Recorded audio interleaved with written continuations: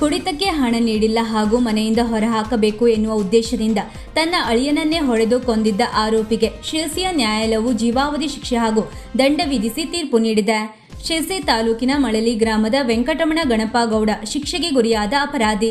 ಈತನ ಮನೆಯಲ್ಲಿಯೇ ಅಳಿಯನಾದ ಮಂಜುನಾಥ್ ರಾಮಗೌಡ ವಾಸವಾಗಿದ್ದನು. ಅಳಿಯನನ್ನು ಮನೆಯಿಂದ ಓಡಿಸಬೇಕು ಎನ್ನುವ ಉದ್ದೇಶ ಹೊಂದಿದ್ದ ವೆಂಕಟರಮಣ ತನಗೆ ಮದ್ಯ ಸೇವಿಸಲು ಹಣ ನೀಡುತ್ತಿಲ್ಲವೆಂಬ ಕಾರಣಕ್ಕೆ ಪದೇ ಪದೇ ಜಗಳ ತೆಗೆಯುತ್ತಿದ್ದನು.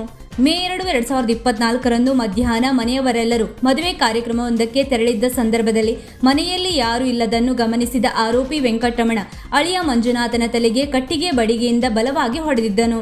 ತೀವ್ರ ರಕ್ತಸ್ರಾವದಿಂದ ಮಂಜುನಾಥ್ ಸ್ಥಳದಲ್ಲೇ ಮೃತಪಟ್ಟಿದ್ದು, ಈ ಘಟನೆಗೆ ಸಂಬಂಧಿಸಿದಂತೆ ಶಿರಸಿ ಗ್ರಾಮೀಣ ಪೊಲೀಸ್ ಠಾಣೆಯಲ್ಲಿ ಕೊಲೆ ಪ್ರಕರಣ ದಾಖಲಾಗಿತ್ತು.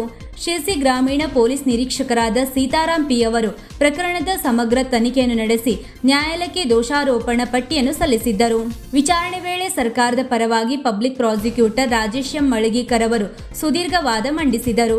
ಪೊಲೀಸ್ ಸಿಬ್ಬಂದಿಗಳಾದ ಮಹೇಶ್ ನಾಯ್ಕ್ ಹಾಗೂ ಶಂಕರಾಚಾರಿ ಎನ್ನವರು ಸಾಕ್ಷಿಗಳನ್ನು ಸಮಯೋಚಿತವಾಗಿ ಹಾಜರುಪಡಿಸುವಲ್ಲಿ ಪ್ರಮುಖ ಪಾತ್ರ ವಹಿಸಿದ್ದರು. ಪ್ರಕರಣದ ವಿಚಾರಣೆ ನಡೆಸಿದ ಶಿರಸಿಯ 1ನೇ ಅಧಿಕ ಜಿಲ್ಲಾ ಮತ್ತು ಸತ್ರ ನ್ಯಾಯಾಲಯದ ನ್ಯಾಯಾಧೀಶರಾದ ಕಿರಣ್ ಕಿಣಿಯವರು ಆರೋಪದ ಮೇಲಿನ ಸಾಕ್ಷ್ಯಗಳು ಸಾಬೀತಾದ ಹಿನ್ನೆಲೆಯಲ್ಲಿ ವೆಂಕಟರಮಣ ಗೌಡನಿಗೆ ಜೀವಾವಧಿ ಶಿಕ್ಷೆ ಹಾಗೂ 10,000 ರೂಪಾಯಿ ದಂಡ ವಿಧಿಸಿ ಆದೇಶಿಸಿದ್ದಾರೆ.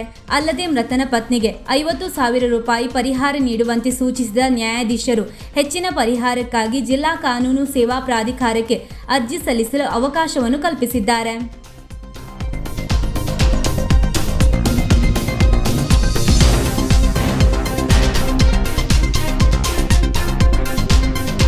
ವೀಕ್ಷಕ ಮಹಾಪ್ರಭುಗಳೇ, ನಮ್ಮ ಚಾನಲ್ ಅನ್ನು ಸಬ್ಸ್ಕ್ರೈಬ್ ಮಾಡಿ, ಶೇರ್ ಮಾಡಿ, ಪ್ರೋತ್ಸಾಹಿಸಿ.